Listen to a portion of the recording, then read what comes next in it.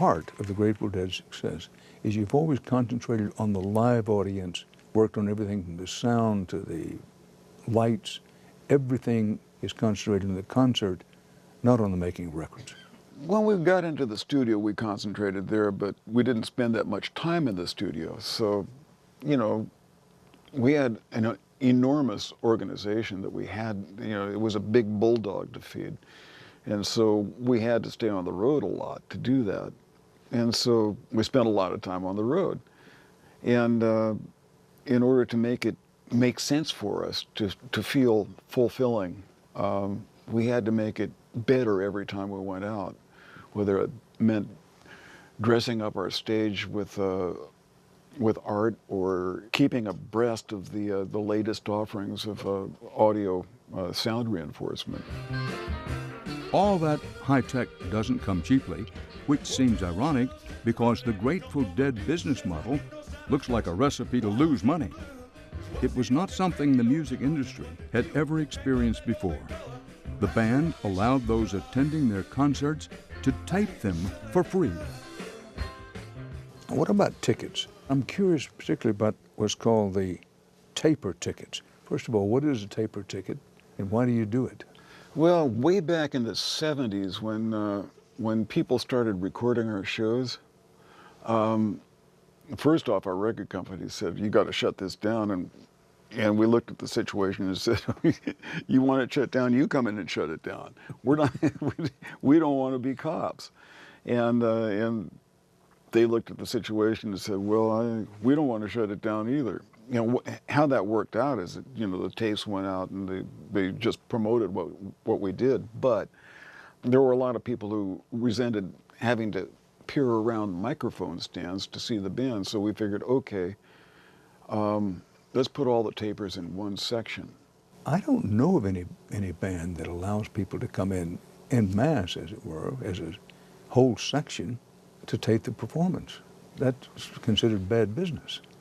Well, you know, people tried to persuade us of that, but it never worked out to be bad business for us. Yeah, maybe we didn't sell as many records as we might have, but we didn't make great records. We were real good at playing live, and that's what people wanted. And the tapes of those, you know, people would pass them to their friends, to their siblings and stuff like that, and we'd get new fans. When you pull back for what we in television call the wide shot, to look at the Grateful Dead, whether you like the Grateful Dead or not, whether you know very much about them or not, they've really been intertwined in American history for about a half a century. Part of the fabric of the country, part of Americana, if you will. At night when you're, just before you go to sleep, or maybe you're taking a walk around in the daytime, do you ever think about it and say, wow, we had no idea how this was going to turn out? Every now and again I get a bit dizzied by what's transpired. I was asking for it. I sure as hell got it. I knocked on the door and it opened wide, and some sort of wind caught me from behind and swept me through that door, and the ground fell away, and I was transported elsewhere, and have lived my life there. Jerry Garcia was by acclamation the leader of the Grateful Dead. And when he died, there were many people, myself included, who thought, well, that'll be the end of the Grateful Dead. It may be, they may be a little slow going, but that'll be the end of it. When Jerry passed, did that thought cross your mind?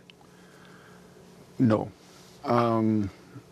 First off, the Grateful Dead was a fair bit more democratic than people really seem to understand.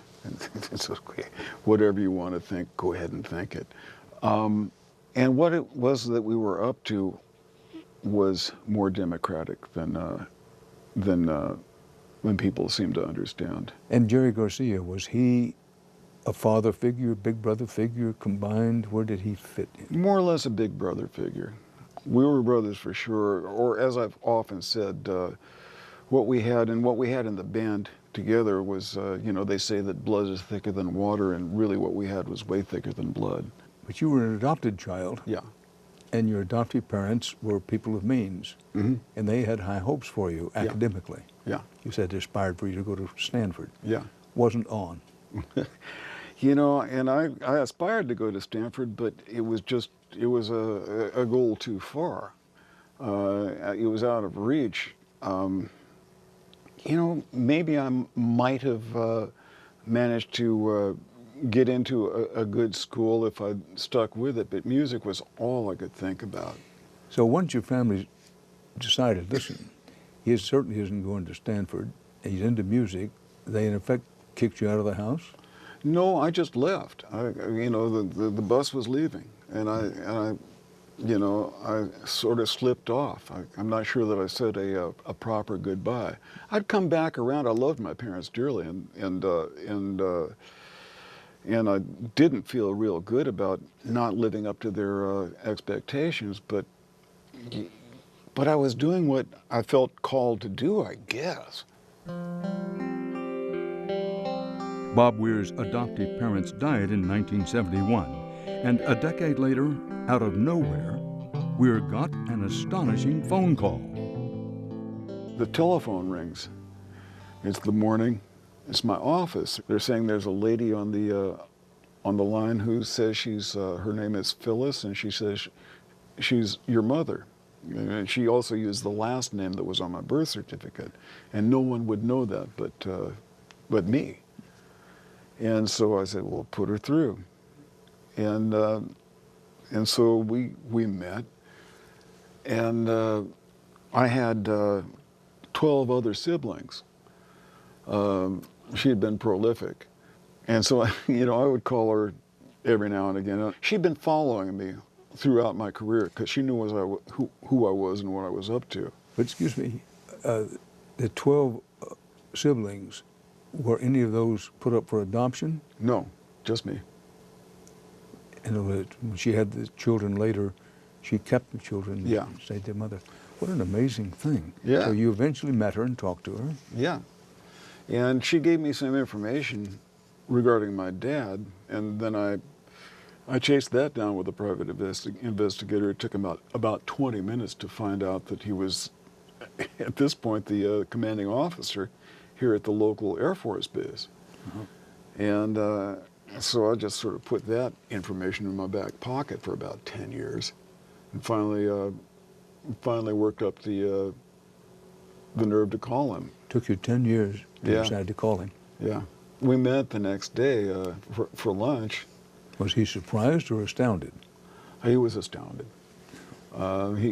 He had no idea I existed. My natural dad and my natural mom had a good old-fashioned fling back at the University of Arizona, but when she realized she was pregnant, she slipped off to San Francisco, where I was born, quietly.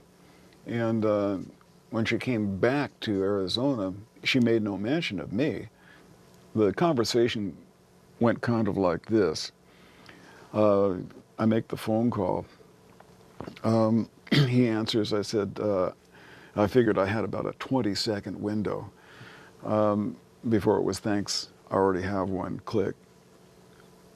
And I told him, well, hi, my name is Robert Weir. I live in Mill Valley, and I've been doing some research and turned up some information that might be of considerable interest to you. He says, okay, well, I'm on the line on another line right now. Can you call me back in 10 minutes? And so that was a long 10 minutes, and I called him back with the same. Did you think that he would answer the call, or you think he wouldn't ever take a call again? I didn't know.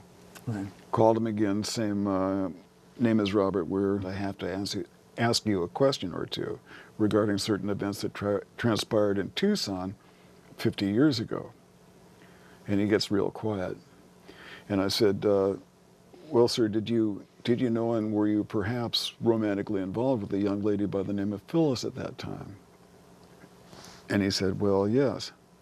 And I said, well, sir, I don't know how many kids you have, but there's a strong likelihood that you have one more than you know. Long pause. And he says, well, the only Robert Weir that I know of is this guy who sings and plays for the Grateful Dead. And I said, well, sir, that would be me. Another long pause. Then he told me, well, listen, it's not every day you get a call like this. Can I call you back in 20 minutes? And he did, and we arranged to meet the next day for lunch. And at lunch, at first there was a lot of Really looking you over and you looking him over. yeah, both. You know, both of us very acutely interested in what this other guy's all about. And after about 20 minutes, we became very, very close friends and stayed that way. And he was my dad. I find that an amazing story. Yeah, straight up Reader's Digest kind of stuff.